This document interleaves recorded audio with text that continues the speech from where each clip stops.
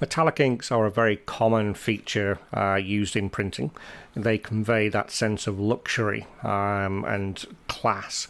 So, for example, you might see it on a piece of packaging, you might see it on people's business cards, or even like we're showing here, on a credit card. And although it doesn't really look much like a metallic card at the moment, it will do when we finish with it. So we've designed this card with a few different layers in here. First of all, we've got a gold layer, a silver layer. We also have some hologram layers which we'll set up, and emboss gold foil. We've got a mask in there as well, and it's also detected a Pantone colour. Now, we don't have a Pantone library in here, so there's nothing in here to import Pantone colours. The same with any brand colour. You can import it and set it up yourself manually, and then save it as a preset. So we're going to demonstrate how that's done as well. So anything with a warning sign basically means you need to configure that layer. So we'll come back to that Pantone one later. And let's just see what we've got first of all. So we've got a silver, we'll come back to that one later as well. Okay, so what we have here, we have the starting point of our card. So first of all, let's mask that out. So we've got a mask on there, so we're going to mask that. Let's set up the hologram layers, and do pay attention to our other tutorial videos that explains about how to set these sort of things up. I'm just going to set these to the rainbow holographic and just make a few little subtle tweaks. So basically a hologram is just a rainbow holographic effect. So we can set those up on our file. The emboss, okay, so it's a little bit too high for an emboss on here, and the bevel looks a little bit too high, so we can bring that down, and maybe the shadow's a little bit too high. So we can basically fine tune it to where we want to get our kind of like embossed effect. That's on like our digits, etc.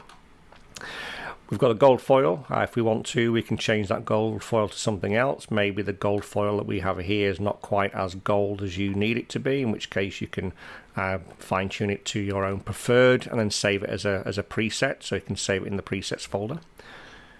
And then down on the actual gold itself. So at the moment we've got this gold in here. We're actually going to put some metallic flake inside there.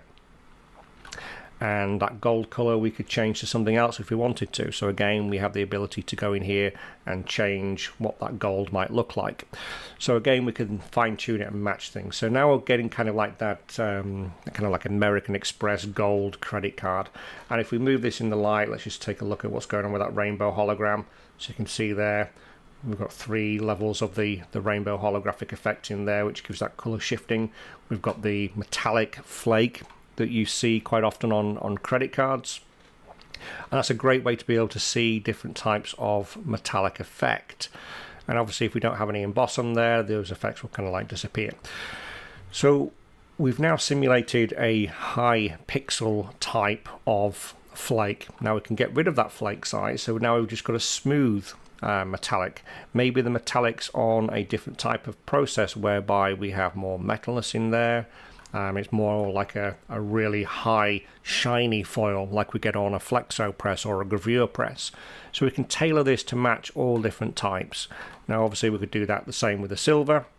Maybe we're doing this on say for example on a Ricoh machine with a little bit of that silver sparkle that you see. So it's a subtle sparkle. You can see if we just look at this down here and zoom in, you'll see that we've got that sparkling effect.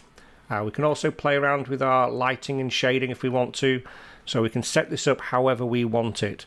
Now we did say that we also have a unknown spot color here. Let's just bring that down to the bottom, so we're going to print that down first.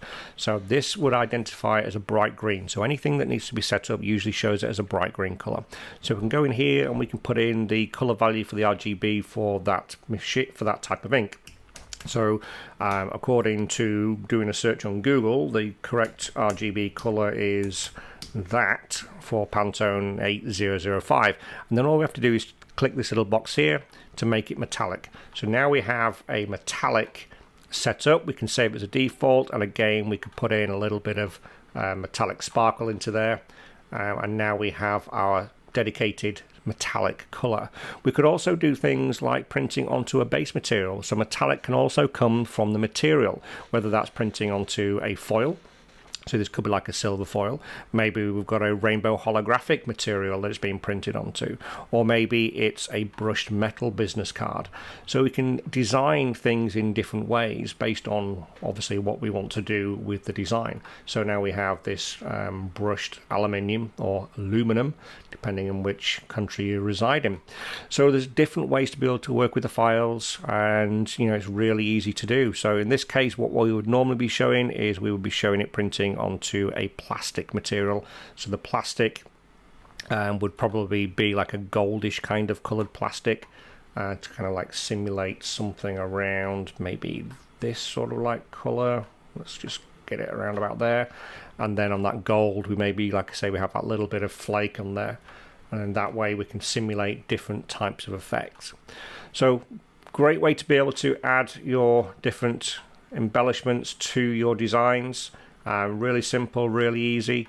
Play around with it, get the idea of how things work, play with the sliders. What does the highlight thing do? If I put the things too high, it goes very sharp. You get this, because obviously the higher it is, they've got more surface to reflect on those edges. So by bringing it down and by increasing the shadows a little bit, you can simulate that really more realistic kind of embossed effect. So we always try and show you what the sliders do. And like I said, in a lot of these tutorial videos, it's a lot of it is about doing more than just the basics.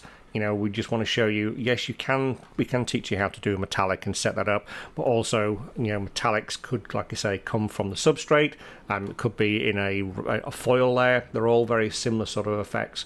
And we like to show you how you can combine things. So you could print onto like we're showing here, like a goldish colored plastic, and then print a metallic ink over the top and create that two-dimensional effect that you're seeing there. So a great way to be able to visualize all your finishes, and in this case, showing off the decorative use of metallic inks and pigments.